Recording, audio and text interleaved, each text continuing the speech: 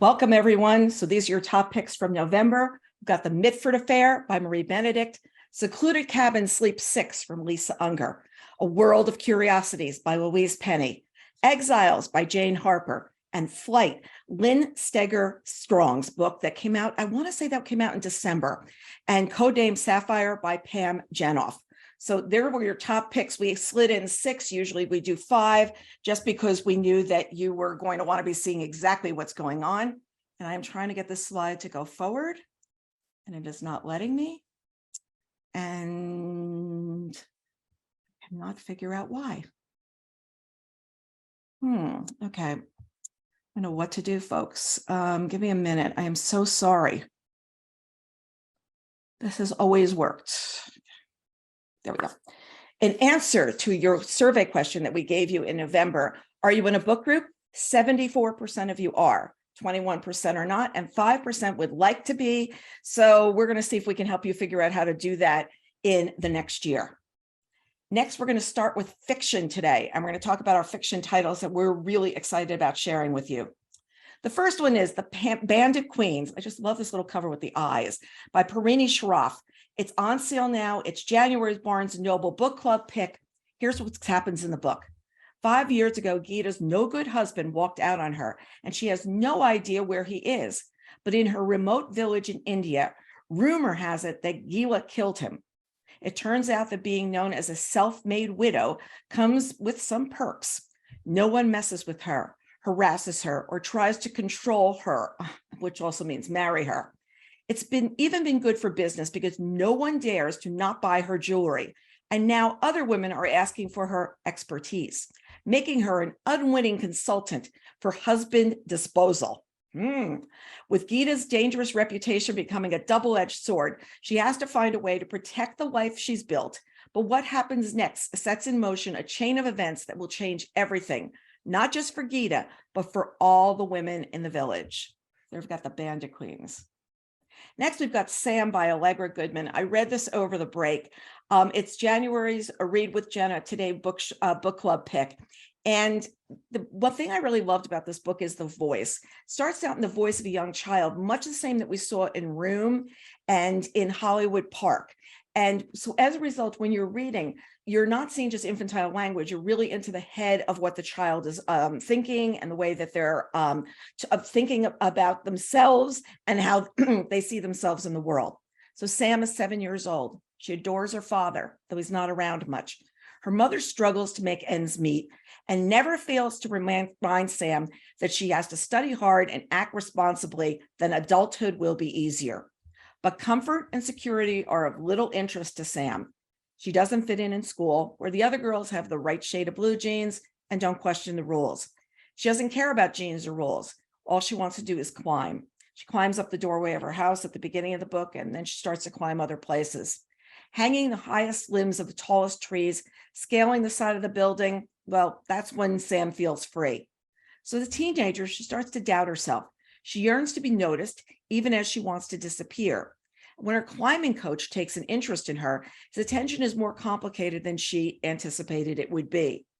It's a very interesting book. I heard an interview with Allegra the other night, and I am interested. I'm going to be interviewing her next week for a Book Reporter Talks To interview. So there we've got Sam. Next, we've got The Deluge from Stephen Markley. It's on sale this week from Simon & Schuster. In the first decades of the 21st century, the world is convulsing, its governments mired in gridlock, while a patient but unrelenting ecological crisis looms. America's in upheaval, battered by violent weather and extreme politics.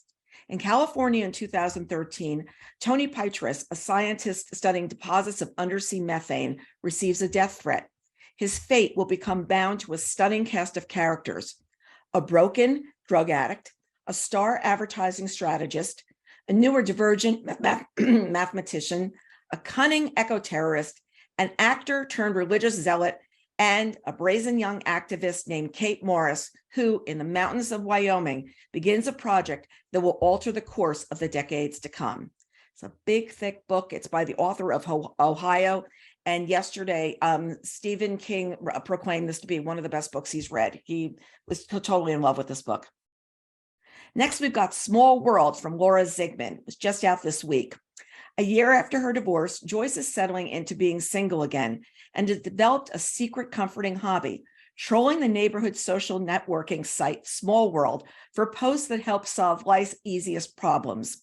When her older sister Lydia calls to tell her she's moving back east after almost 30 years away, Joyce invites Lydia to temporarily move into her Cambridge apartment. You see where this is going, folks.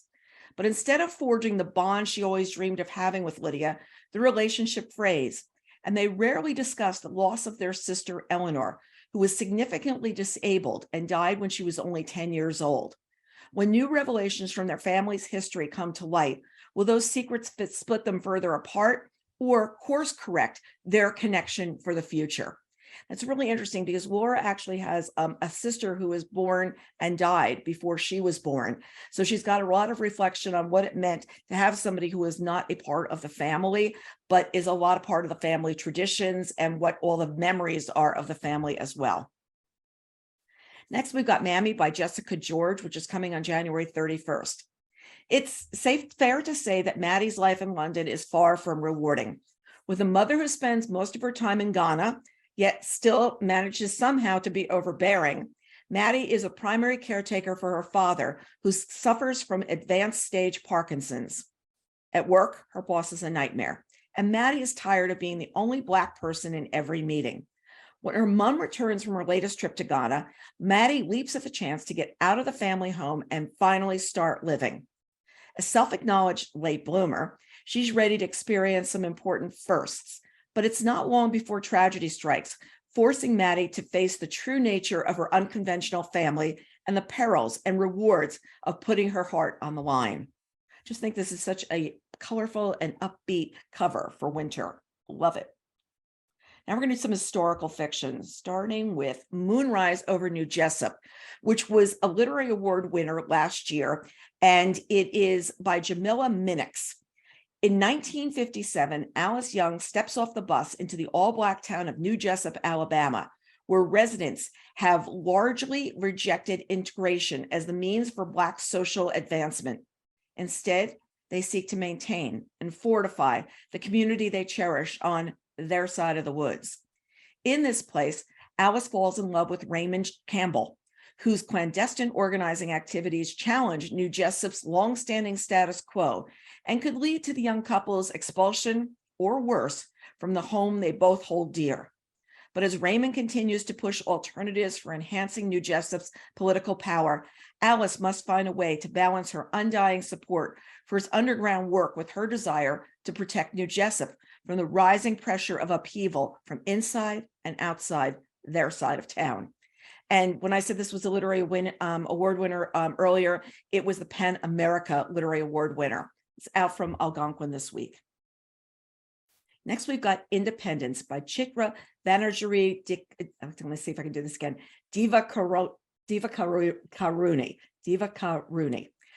It's on sale on January 17th. In India in 1947, in a rural village in Bengal with three sisters. Priya is intelligent and idealistic, resolved to follow in her father's footsteps and become a doctor.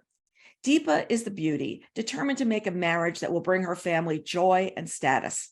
Jamini is devout, sharp-edged, and a talented quilt maker with deeper passions than she reveals. Theirs is a home of love and safety from the violent events taking shape in the nation. And then their father is killed during a riot, and even their neighbors turn against them.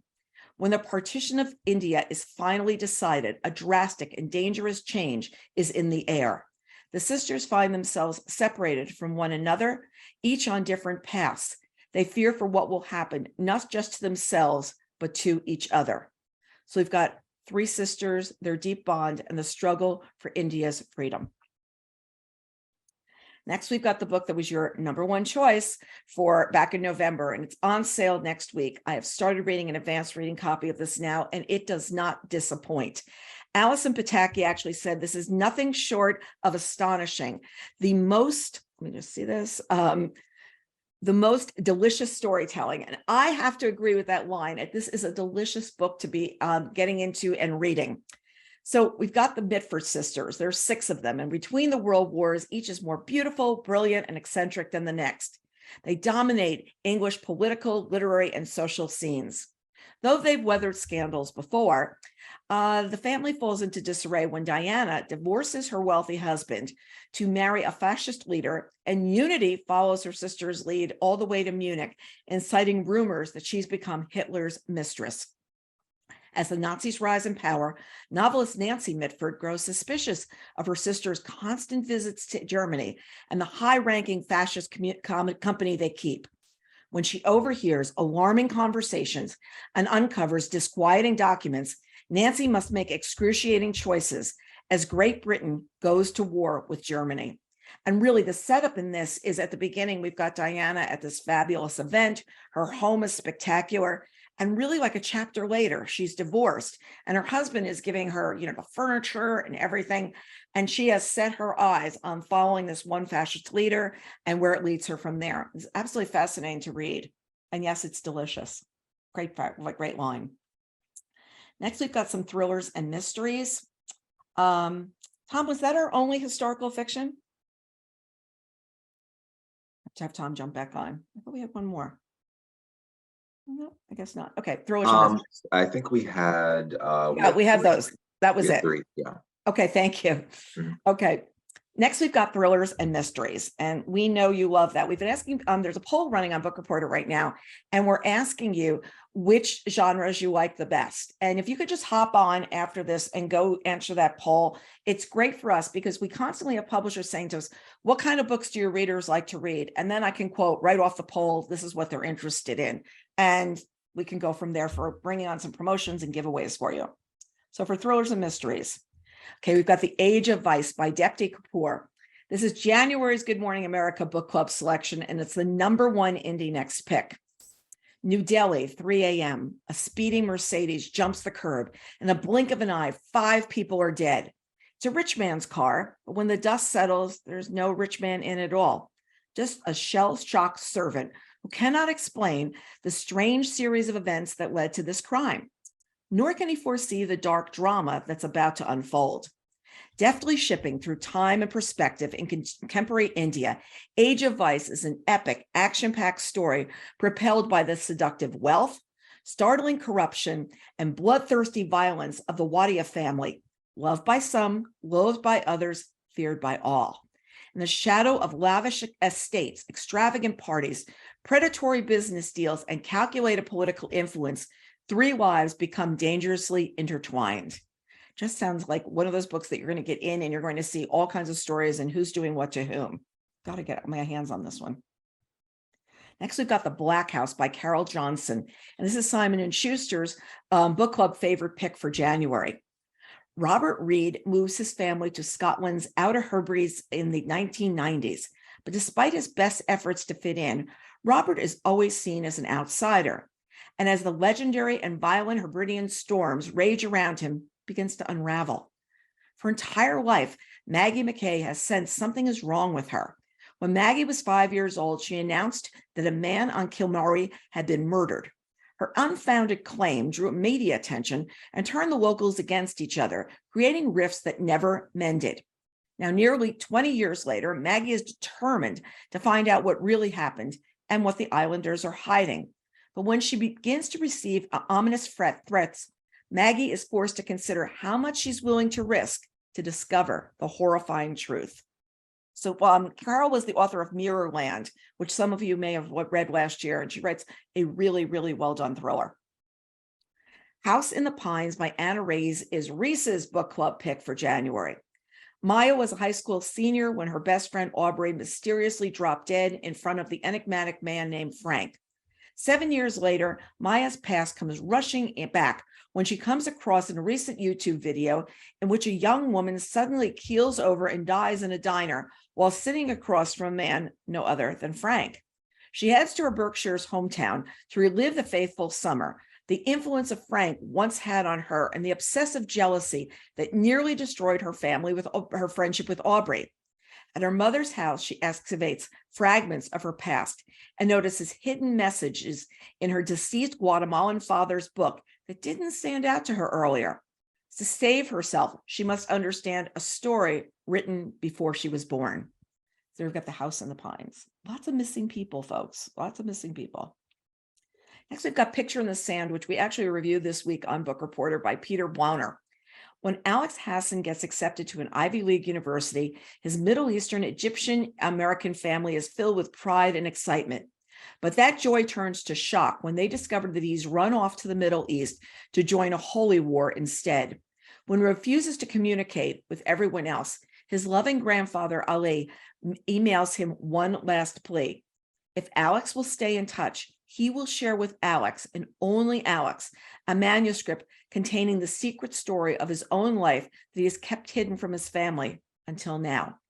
It's a tale of his romantic and heartbreaking past, rooted in Hollywood in the post-revolutionary Egypt of the 1950s, which he is now forced to unearth to save his grandson, who's about to make the same tragic mistakes he made so many years ago. So we've got a quote here from Stephen King. On the rare occasion, I read a book that reminds me of why I fell in love with storytelling in the first place. This is such a book. Next, we've got The Villa by Rachel Hawkins, and we are also reviewing this book this week. And I read this over the break as well. As kids, Emily and Chess were inseparable, but by their 30s, their bond has been strained by the demand of their adult lives. So when Chess suggests a girls' trip to Italy, Emily jumps at the chance to reconnect with her best friend. Villa Estates in Oviedo is a high-end holiday home now, but in 1974, it was known as Villa Rosado and rented for the summer by a notorious rock star, Noel Gordon. In an attempt to reignite his creative spark, Noel invites up-and-coming musician Pierce Sheldon to join him, as well as Pierce's girlfriend, Mary, and her stepsister, Lara. But he also sets in motion a chain of events that leads Mary to write one of the greatest horror novels of all time, and Lara to compose a platinum album, and it ends in Pierce's brutal murder. The Villa is inspired by, hold on for this, folks, Fleetwood Mac, the Manson murders, and an infamous summer Percy and Mary Shelley spent with Lord Byron at a Lake Geneva castle, the birthplace of Frankenstein. So as you read, look for all three of those references throughout the book. Next, from Paul Levine, we've got Early Grave. And if any of you know Paul Levine, he's got the author of this Jake Lasseter series, and he swears that this is the last book in the series. I've heard Paul say that before, but he says definitively this is the last. And it's a lot of fun because Paul's got a history of loving football. He went to Penn State, loves Penn State football. He just got back from going to the Rose Bowl. And so when he takes on a story like this, you know it's going to be a lot of fun. His godson suffers a catastrophic injury in the high school football game. And what he is doing is suing to abolish the sport and thus become public enemy number one. Let's not just worry about kids of a certain age playing. No, the sport should go away. The former NFL linebacker, which is what Jake Lasseter does, also battles CTE, the fatal brain disease. With his personal life in tatters, he's in couples therapy with his fiancée, Dr. Melissa Gold, and he vows to live long enough to fix the relationship and achieve justice for his godson. It's the final novel in the series that began with the international bestseller To Speak for the Dead in 1990. And all the Lasseter books are standalones that can be joined in any order, and they can be. You can pluck anyone out and do that. And they're also Kindle Unlimited titles as well. So there you've got Early Grave. Next, we've got from Mary Kubica, Just the Nicest Couple. It's on sale this week. She did an event a couple of nights ago. And boy, there was a full room for this. And it was so nice to see people back out at events again and enjoying them. So there were hundreds of people. I just absolutely love seeing this. So Jake Hayes is missing. That much is certain. At first, his wife, Nina, thinks he's blowing off steam at a friend's house after their heated fight the night before. Then a day goes by, 2 days, 5 days. Jake's still nowhere to be found. Lily Scott, Nina's friend and co-workers, thinks that she may have been the last to see Jake before he went missing. After Lily confesses everything to her husband, Christian, the two decide that nobody can find out what happened leading up to Jake's disappearance, especially not Nina. But Nina is out there looking for her husband, and she won't stop until the truth is discovered. They're just the nicest couple. How many times do you see that? Oh, aren't they just the nicest couple? Okay, we've got Reef Road. This is my first Bets on pick from the year by Deborah, Goodrich, Royce. And I read this book last week. I could not get off the couch reading it. And I am going to be talking to her next week about how she wrote this book, where she came up with the story. And a lot of it is actually based on something that happened when to her mother. Years ago, her mother's best friend was killed in a terrible, terrible, terrible stabbing. And she was murdered. And as a result, this has always haunted Deborah's mother of like what happened with this person. And what she does is she weaves a story of a woman who's passed away in with a present day story as well. And here, a young woman's life seems so perfect until her family goes missing. The writer lives alone with her dog and collects arcane murder statistics. What each of them stands to lose as they sneak around the do not enter tape blocking Reef Road is exposed by the steady tightening of the cincture and closing them. So we've got somebody that's looking for something and someone who's looking with her dog and looking for murder statistics. It's a nod to the true crime that inspired it. It probes unhealed generational scars in a wrenching and original work of fiction. And the book is so clever. It is told from 2 points of view. It's told from the writer and it's told from the wife. And as you're going through the book, you're hearing from both different points of view. Very, very, very well done. Actually, I heard about this book back in July when there was a pre-pub lunch for it. And I'm sorry that I didn't get to it till now, but also part of me is so happy that I've read it so close to when it came out that I can share enthusiasm for it with you and also set up an interview with Deborah and talk to her about it. Next, from Bret, Easton, Ellis, we've got The Shards. It's on sale on January 17th. 17-year-old Bret is a senior at exclusive Buckley prep school when a new student arrives with a mysterious past. Robert Mallory is shielding a secret from Bret and his friends, even as he becomes part of their tightly knit circle. Bret's obsession with Mallory is equaled only by his increasingly unsettling preoccupation with the Trawler, a serial killer on the loose who seems to be drawing ever closer to Bret and his friends. The coincidences are uncanny, but they were also filtered through the imagination of a teenager whose gifts for constructing narrative from the filaments of his own life are about to make him one of the most explosive literary sensations of his generation. Can he trust his friends or his mind to make sense of the danger that they need to be in? And you probably remember Bret as the author of American Psycho years ago. Next, from Jane Harper, we've got The Exiles, and this is going to be part of our winter reading promotion that is going to go up this Friday with contests throughout the next 4 or 5 weeks. This is on sale on January 31st.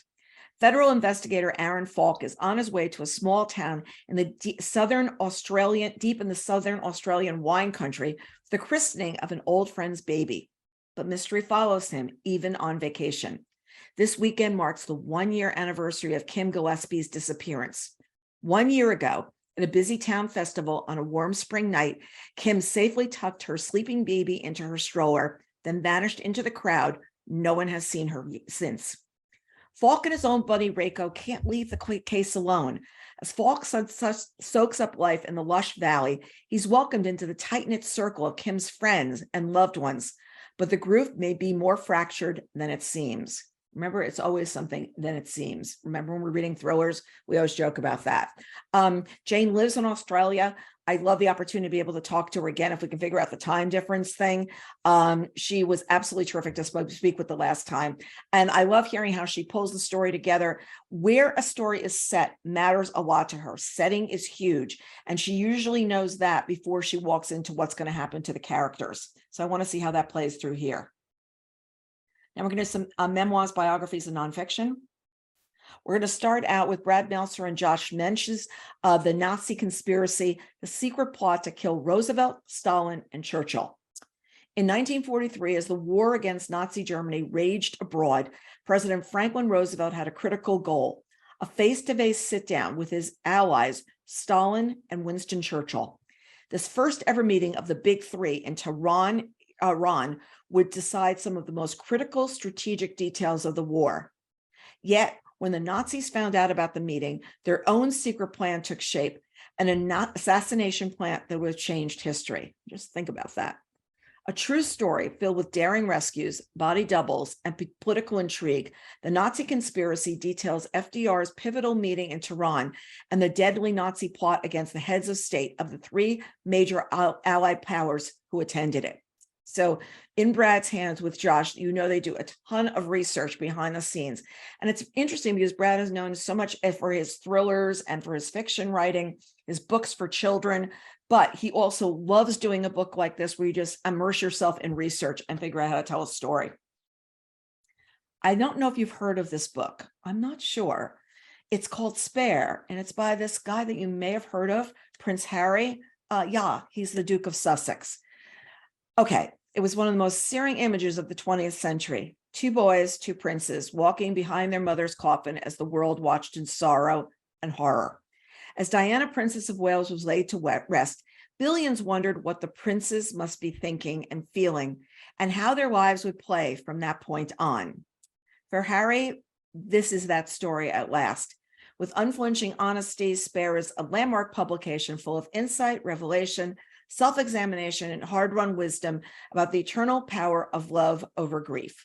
I'm sure that you have seen at least one or a story on the news about this or on some talk show, or you have read some articles about it, but this is the book. So the book is here now. It's out yesterday. Yesterday it was out, and supposedly is doing all kinds of land offers sales. So I know that there are a lot of stories in this that I've uncovered that I did not know anything about, and like way too much about the prince that I didn't need to hear, but here you've got Spare. And I just want you to know, my second son was born, I didn't call him Spare. Just, you know, I didn't have that kind of feeling about him. I need to tell him that his birthday's coming up. I need to, maybe that will get him able to love me even more than he does now. Joking. Okay, next we've got Children of the State, Stories of Survival and Hope in the Juvenile Justice System by Jeff Hobbs. I am a huge fan of Jeff Hobbs' work. His last book, I can't remember the title of it, came out during the pandemic, and I don't think it got the due that it should have gotten, because his writing about a situation, his involvement with characters is absolutely something that I remember from The Short and Tragic Life of Robert Peace being so well done. And I remember reading that book pre-publication, and I was interviewing him. And it was so that he had gotten into the characters and really cared about Robert Peace and how his life had been taken away from him and what had happened along the way for him as well. Well, there's been very little written about juvenile detention and the path to justice. For many kids, a mistake made at 13 or 14, often resulting from external factors, coupled with a biologically immature brain, can resonate through the rest of their lives, making high school difficult, college nearly impossible, and a middle-class life a mere fantasy. In Children of the State, Jeff Hobbs challenges any preconceived perceptions about how the juvenile justice system works. He presents three different true stories that show the day-to-day life and challenges faced by those living and working in juvenile programs, educators, counselors, and most importantly, the children. And this is one of those books I want to get my hands on, because there are things that we hear about in life, but we don't delve deeply into. And I can always rely on Jeff to do a really good job of delving into a story. Next, we've got The Love You Saved by Goldie Taylor. It's coming on January 31st. Aunt Gerald takes in anyone who asks, but the conditions are harsh. For her young niece, Goldie Taylor, abandoned by her mother and coping with trauma of her own, life in Gerald's East St. Louis comes with nothing but a threadbare blanket on the living room floor. But amid pain and anguish, Goldie discovers a secret. She can find kinship among writers like James Baldwin and Toni Morrison. She can find hope in a nurturing teacher who helps her find her voice, and books, she realized, can save her life. Goldie Taylor's debut memoir shines a light on the strictures of race, class, and gender in a post-Jim Crow America, while offering a nuanced, empathetic portrait of a family in a pitched battle for its very soul. There we've got The Love You Save, and I love that picture on the cover. Now I've got some February titles for you to look forward to. And we're doing February and March this time because Tom has got this way, the way the calendar breaks right now, we've got to give you both, because we'll be back on February 8th. And I always trust Tom Donadio for editorial direction. So I don't even need to look at a calendar to know we should be doing February and March. Tom, I trust you. So we're going to start out with Hank Phillippi Ryan's The House Guest. I actually read this over the break. It's really super well done. I think it's the best of Hank's books that I've read. Alice McCallan is terrified when she's dumped by her wealthy and powerful husband. With a devastating divorce looming, she begins to suspect her toxic and manipulative soon-to-be ex is scheming to ruin her. When the FBI shows up at her door, Alyssa knows she really needs a friend. And then she gets one, a seductive new friend who's running from a dangerous relationship of her own. Alyssa offers Bree Lawrence the safety of her guest house, and the two become confidants. And then Bree makes a heart-stopping, tempting offer. Maybe Alyssa and Bree can solve each other's problems. But no one is who they seem, nothing's what they seem, and the fates and fortune of these two women twist and turn until the shocking truth emerges. And it really does. It's this build that goes like this, like this, like this, and you're not trusting anybody at one point. You're just like, wait a second, I don't think Alyssa's husband is really that bad, or is he really that bad, or who is on which side and who is doing what to whom. She does a really good job, the house guest. Jojo Moyes. You know her as the author of The Giver of Stars, and here we've got Someone Else's Shoes. It's coming on February 7th. Nisha Cantor lives in the globe-trotting life of the seriously wealthy until her husband announces a divorce and cuts her off. Nisha is determined to hang on to her glamorous life, but in the meantime, she must scramble to cope. She doesn't even have the shoes she was until a moment ago standing in. That's because Sam Kemp, in the bleakest point of her life, has accidentally taken Nisha's gym bag. But Sam can hardly have the time to worry about a lost gym bag. She's struggling to keep herself and her family afloat. But when she tries on Nisha's 6-inch high Christian Watton red crocodile shoes, the resulting jolt of confidence makes her realize something must change, and that thing is herself. So if you ever know what the high Christian Louboutin red crocodile shoes would look like, they'd have red soles as well, like his shoes do. There you go. When you walk in someone else's shoes, what does happen for you? Then from Greg Hurwitz, we've got the book about my latest crush. It's called The Last Orphan. Yes, Evan Smoke. I've got a huge crush on him. It's okay. My husband knows. My husband's already read this and said, yes, you'll completely enjoy it, Carole. He is as big a fan as I am. It's an Orphan X novel. As a child, Evan Smoke was plucked out of a group home, raised and trained as an off-the-books assassin for the government as part of the orphan program. When he broke with the program and went deep underground, he left a lot of secrets in his head that the government would do anything to make sure never got out. He remade himself as a nowhere man, dedicated to helping the most desperate in their times of trouble. Evan found himself slowly back on the government's radar doing this, but Orphan X has always been several steps ahead of his pursuers until he makes one little mistake. Now the president has him in her control and offers Evan a deal. Eliminate a rich, powerful man she says is too dangerous to live, and she'll let Evan survive. When Evan left the program, he swore to only use his skills against those who really deserve it. And now he has to decide what's more important, his principles or his life. So there we've got The Last Orphan. Next, we've got I Have Some Questions for You by Rebecca Mackay, who is the author of the Pulitzer Prize finalist, The Great Believers. It's coming on February 21st. A successful film professor and podcaster, Bodie Kane is content to forget her past, the family tragedy that marred her adolescence, her 4 largely miserable years at a New Hampshire boarding school, and the murder of her former roommate, Thalia Keefe, in the spring of their senior year. Though the circumstances surrounding Thalia's death and the conviction of their school's athletic trainer, Omar Evans, are hotly debated ones, Bodie prefers and needs to let sleeping dogs lie. But when the Granby school invites her back to teach a course, Bodie is okay, this is going to be one of my favorite words that I probably will mispronounce. Inexorably, we have to use big vocabulary words for it, inexorably drawn to the case and its increasingly apparent flaws. In their rush to convict Omar, did the school and police overlook other suspects? Is the real killer still out there? You know, funny thing, I'm pronouncing words. I don't know if I've ever shared it with you guys. Both of my sons were sight readers, which means they never learned to sound out words. And to this day, they say some things that will just make you laugh. My younger son, it's never the epitome, it's epitome. And it's not a pint of milk, it's a pint. It's just like so funny because he'll be in the middle of a sentence, even at the age of 27 going on 28. And he would come out and say something like this and just be like, what are you saying? but it's the way he read the word when he was little and stuck with him. Next book's by Will Schwalbe, and I actually loved him. Love this book, love Will's writing, rather. He wrote the End of Your Life book club, which he was in with his mom when she was diagnosed with cancer. And they were each reading a book and talking about it with each other to make those days a little bit better than the dark days that they were. So now he's back with We Should Not Be Friends, the story of a friendship. When Will was a junior in college, he had already met everyone he cared to know. He also knew exactly what he wanted to avoid, the jocks. The jocks wore baseball caps and moved in packs, filling boisterous tables in the dining hall, and on the whole seemed to be another species entirely. All this changed dramatically when Will collided with Chris Mackey, known to just about everyone as Mackey. Mackey was physically imposing, loud, a star wrestler who was determined to become a Navy SEAL. Thanks to a strangely liberating circumstances of a little-known secret society at Yale, the two forged a bond that would become a mainstay of each other's lives as they repeatedly lost and found each other and themselves in the years after graduation.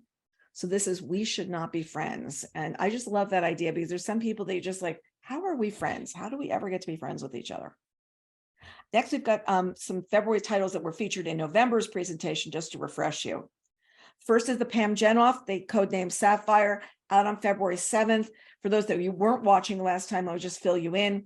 In 1942, Hannah Martel has narrowly escaped Nazi Germany after her fiance was killed in a pogrom. When her ship bound for America is turned away at a port, she has nowhere to go but to her cousin Lily, who is living with her family in Brussels. Fearful for her life, Hannah is desperate to get out of occupied Europe, but with no safe way to leave, she must return to the dangerous underground work she thought she'd left behind. Seeking help, Hannah joins the Sapphire Line, a secret resistance network led by a mysterious woman named Micheline and her enigmatic brother, Matteo. And when a grave mistake causes Lily's family to be arrested and slated for deportation to Auschwitz, Hannah finds herself torn between her loyalties.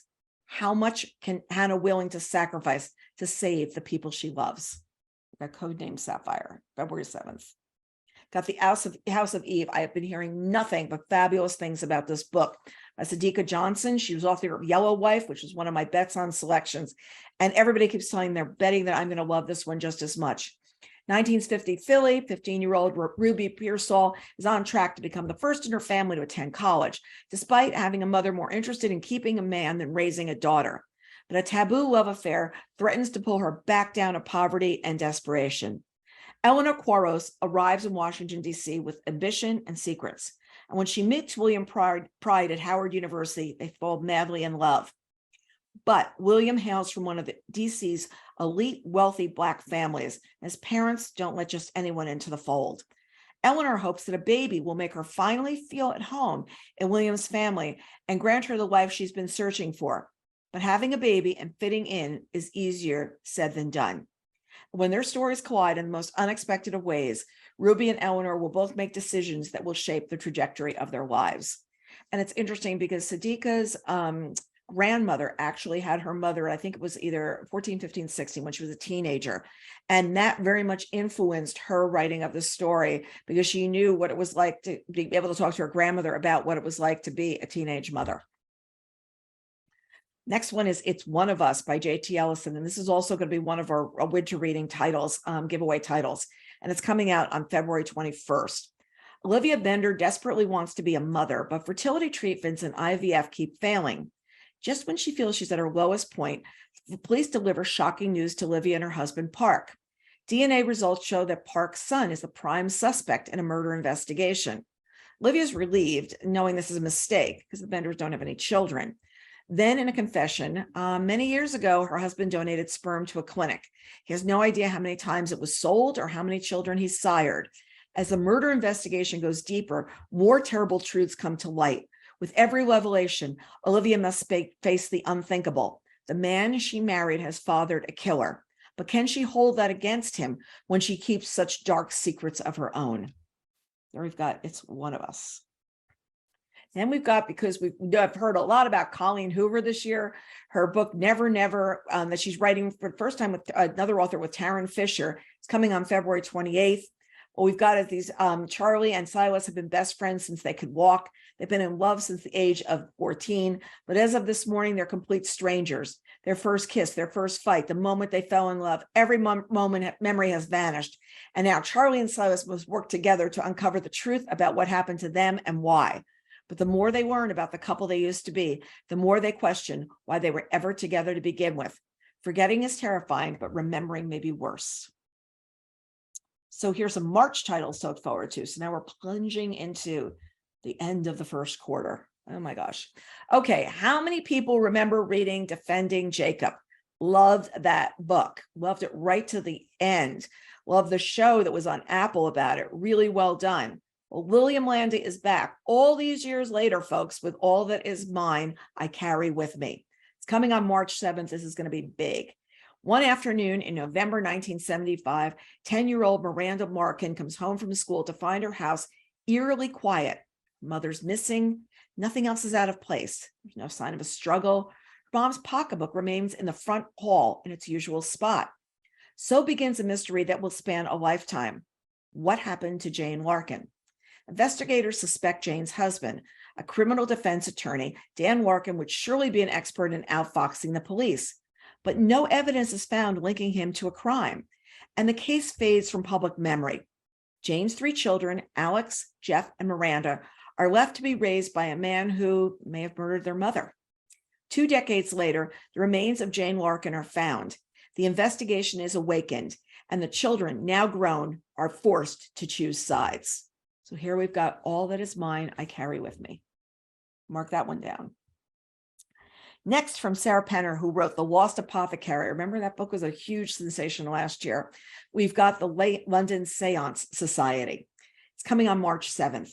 In 1873, an abandoned children's chateau on the outskirts of Paris, a dark seance is about to take place by an acclaimed spiritualist. Let's see if we can do this one.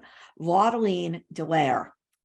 Known worldwide for her talent conjuring the spirits of murder victims to ascertain the identities of people who killed them. She's highly sought after by widows and investigators alike. Lena Wilkes has come to Paris to find answers about her sister's death, but to do so, she must embrace the unknown and overcome her own logic-driven bias against the occult. When Vaudeline is beckoned to England to help solve a high-profile murder, Lena accompanies her as an understudy. But as the women team up with the powerful men of London's exclusive Seance Society to solve the mystery, they begin to suspect that they are not merely out to solve a crime, but perhaps entangled in one themselves. So there's the London Seance Society. Now we've got Pineapple Street by Jenny Jackson. Pineapple Street follows 3 women in one wealthy Brooklyn clan. Darlie, the eldest daughter in the well-connected old money Stockton family, followed her heart, trading her job and her inheritance for motherhood, but giving up far too much in the process.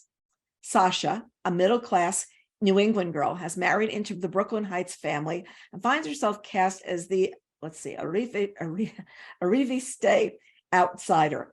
And Georgiana, the baby of the family, has fallen in love with someone she can't have and must decide what kind of person she wants to be. So there you've got Pineapple Street. They say it's vibrant and hilarious, brimming with truth. I've already requested a copy of it to read in advance. It just looks like that cover looks like a lot of fun. Next, we've got Wayward by Emily Hart, which is also coming on March 7th. In 2019, under the cover of darkness, Kate flees London for a ramshackle wayward cottage, inherited from great aunt she barely remembers. The cottage is worlds away from the abusive partner who tormented Kate, but she begins to suspect that her great aunt had a secret. 1619, Alpha is awaiting trial for the murder of a local farmer. As a girl, Alpha's mother taught her their magic, which is rooted in a deep knowledge of the natural world. But as evidence for witchcraft is set out against Alpha, she knows it will take all her powers to maintain freedom.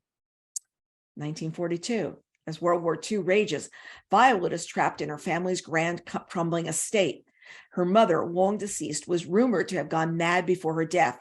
The only traces Violet has are a locket bearing the initial W and the word wayward scratched into the baseboard of her bedroom. So there you go, 3 different time frames, 3 different women. 2 are been in the same place. What's going on from there? Wayward. Next, we've got Hello Beautiful by Ann Napolitano. This is one of the books that we were giving away in the contest that ended today for our book club readers to sit there and say, what books are you, tell us what they read as their favorite book last year for their group and the favorite book they read on their own. And this is one of the 6 titles from the first quarter of the year that we were giving away. You probably remember Anne as the author of Dear Edward that came out a couple of years ago. William Waters grew up in a house silenced by tragedy, where his parents could hardly bear to look at him, much less love him. So when he meets the spirited and ambitious Julia Padovano in his freshman year of college, it's as if the world is lit up around him. With Julia comes her family, as she and her 3 sisters are inseparable. With this family, William experiences a newfound contentment. Every moment in their house is filled with loving chaos. But then darkness from William's path surfaces, jeopardizing not only Julia's carefully orchestrated plans for their future, but the sisters' unshakable devotion to one another. The result is a catastrophic family rift that changes their lives for generations. Will the loyalty that once rooted them be strong enough to draw them back together when it matters most? So there we've got Hello Beautiful. Next, from Jeanette Walls, the author of the Glass Castle and Half-Broke Horses, we've got Hang the Moon. Sally Kincaid is the daughter of the charismatic Duke Kincaid. Born in the turn of the 20th century into a life full of comfort and privilege, Sally remembers little about her mother, who died in a violent argument with the Duke. By the time she's just 8 years old, the Duke has remarried and had a son, Eddie. While Sally is her father's daughter, sharp-witted, resourceful Eddie is his mother's son, timid and cerebral. When Sally tries to teach young Eddie to be more like their father, her daredevil coaching leads to an accident and Sally's cast out. And 9 years later, she returns, determined to reclaim her place in the family. They're a lot more complicated than Sally expected, and she enters a world of conflict and lawlessness. So there you've got Hang the Moon. From Lisa Scottolini, we've got her second book of historical fiction. She absolutely has done a great job on this one as well. It is set in Sicily. And I don't know how many of you are following her where she does her Facebook Live events on Monday evenings. During these events, she actually runs little videos that talk about her research when she was in Sicily and how it infused her writing of the book. And I believe that there are 27 episodes of this. She's doing this for a very long period of time, every Monday night at 7:30 on Facebook Live. The video shows, and she talks about it. And those who pre-order the book are also eligible to win prizes. It's a heck of a lot of fun. So here what we've got is Franco Fioravanti is a lemon grower toiling on the estate of a baron. Determined to secure a better future, he will do anything to prove his loyalty to the baron. When the baron asks him to kidnap a little boy named Dante, Franco makes a decision that will change his life and even the history of Sicily forever. Gaetano Catalano is an idealistic young lawyer and a member of a secret society of aristocrats who investigate crime in Palermo. He sets out to find the boy and punish the kidnapper, but his mission leads him to a darker place than he had ever imagined. Meanwhile, Mafalda Poncari is a new mother rejoicing at the birth of her daughter Lucia when disaster strikes. As Alfredo Di Antonio is a reclusive goatherd under constant threat of being discovered as a Jew. How the lives of these characters collide makes loyalty an epic tale of good versus evil, and the story twists and turns to its monumental showdown. Book is one that will keep you reading, keep you turning the pages. I also used to joke with Lisa that what I would do is on Monday nights, I'd first watch her on Facebook Live, and then I would go watch The White Lotus that was set in Sicily. And actually, The White Lotus, any of you watch that show on HBO, is set at actually a 4 seasons resort there. And Lisa actually stayed there when she was doing her research for loyalty. So it's a lot of fun to see all the ways that this book tripped over, like what I was watching on TV at the same time.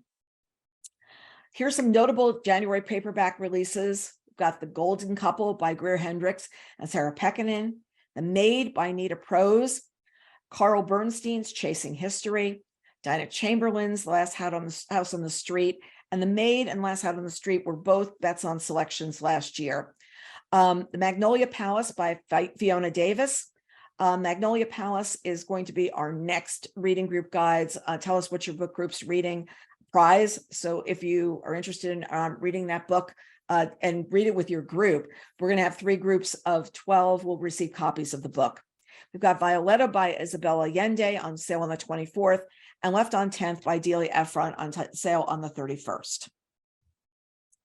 I've been doing some catching up on some authors. There are a couple that we have left from last year where I talked to Bully Market. We talked to Jamie Fiore Higgins, with The Last Party with Claire McIntosh, and Signal Fires with Danny Shapiro was my first interview this year. We had a fabulous time chatting. It was a great way to kick off the year. And it was the first day we were back, and we're sitting having this fabulous conversation about Signal Fires and also about the podcast that she hosts as well, and how she works in finding guests and doing things with that, which was fun. We've got our reviewers top books of 2022 if you missed that event. And also I talked quickly about my 40 bets on selections. We had a friend over the holidays, and she can't believe I remember all the titles, and I did do a little bit reading up ahead of time. Our next Bookaccino Live event is going to be with Nita Prose talking about The Maid. It's going to be on Wednesday evening, January 25th at 8:00 p.m. We hope that many of you can join us. It was a New York Times bestseller, a Good Morning America book club pick, a book reporter bets on selection. I had the pleasure of interviewing her in Morristown at the Morristown Festival of Books, and she is just somebody dynamite, and I'm looking forward to having her for you all to get to meet her as well. Our next Bookaccino Live afternoon event, where we'll be talking about books coming out February 7th through February 28th, and peeking ahead at March and April, because once again, Tom Donadio's whole mathematical theory about why we're doing March and April, I am just buying into. It's going to be on Wednesday, February 8th at 2:00 in the afternoon. Thank you to everyone for joining us, and we look forward to seeing you next month for Bookaccino Live.